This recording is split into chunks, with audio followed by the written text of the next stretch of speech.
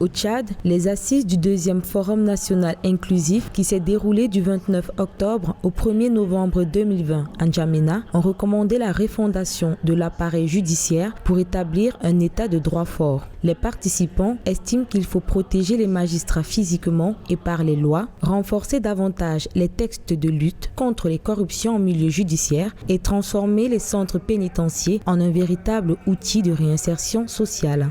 Je pense qu'il faut d'abord protéger les juges, protéger les magistrats, protéger la justice d'abord la tentation de la corruption. Deuxièmement, il faut le protéger physiquement et même par des textes. Et troisièmement, il faut, comme on a dit dans cette salle, il y a des brebis galaises. Pour les brebis galaises, qu'il y ait des textes qui vont l'encadrer pour avoir une justice véritablement indépendante et forte. Comme ça, tous les Tchadiens vont se sentir, et là, ça peut partir de la cohésion, c'est ça qui crée la cohésion.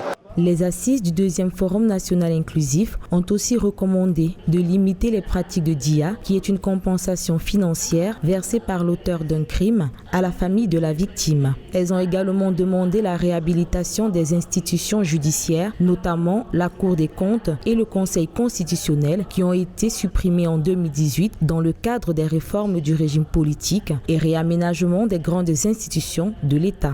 Au niveau de la réforme judiciaire, vous savez, on avait demandé en son temps la création d'un cour de répression. Cette cour n'a pas encore été mis sur pied, et c'est ce que nous avons soulevé comme préoccupation. Il y a également la Cour de comptes que nous avons restaurée. Au point 2, le Conseil constitutionnel, qui est une juridiction de loi.